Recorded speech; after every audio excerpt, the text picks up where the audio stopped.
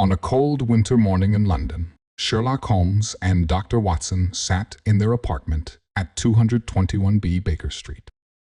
A knock at the door interrupted their breakfast. A young woman entered, her face full of worry. "Please help me, Mr. Holmes. I'm Sarah Williams, and my wedding ring has disappeared. But this isn't any ordinary ring. It's a family heirloom worth thousands of pounds," she said, wiping tears from her eyes. Holmes leaned forward in his chair. "Tell me everything, Miss Williams.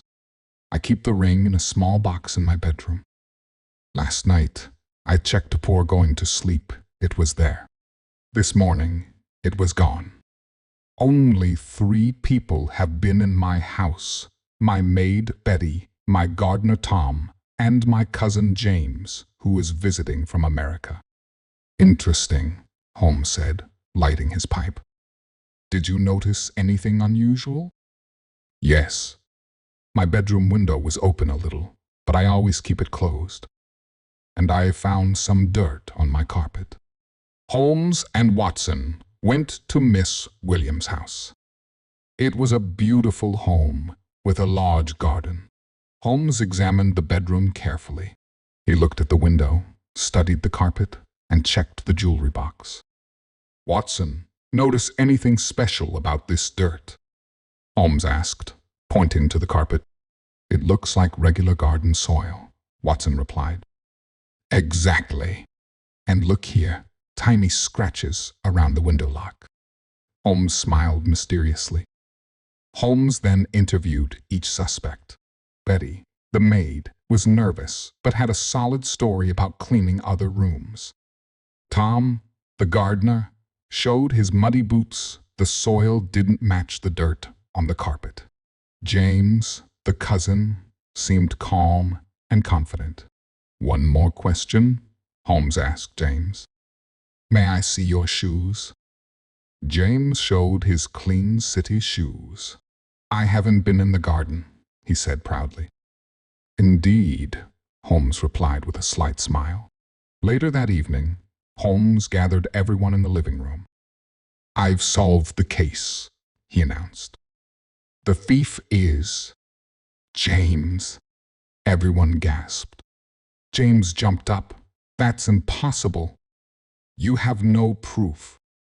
"On the contrary," Holmes said calmly. "The dirt on the carpet wasn't from the garden. It was from the flower pot on the windowsill outside. You climbed up using the garden trellis, accidentally knocked the pot when opening the window, and some soil fell on your clothes and the carpet.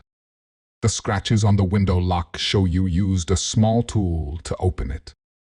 But my shoes are clean," James protested. "Yes, because you cleaned them. You missed a spot." Holmes pointed to a tiny bit of soil hidden under James's shoe tongue. "The game is up, Mr. James. Return the ring." Red-faced, James reached into his pocket and pulled out the diamond ring. "Fine. I needed money for gambling debts.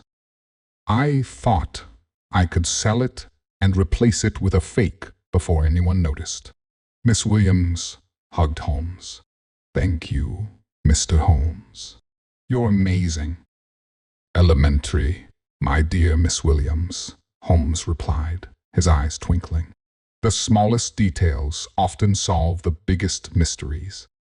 As they walked home, Watson asked, "Holmes, how did you know to check under the shoe tongue?" "Simple observation, Watson. James's shoes were too clean for someone who claimed to have been walking around London all day. When someone tries too hard to hide evidence, they often reveal their guilt." Back at Baker Street, Holmes played his violin while Watson wrote in his journal about another successfully solved case. Outside, the London fog rolled in, hiding new mysteries waiting to be solved by the great detective, Sherlock Holmes.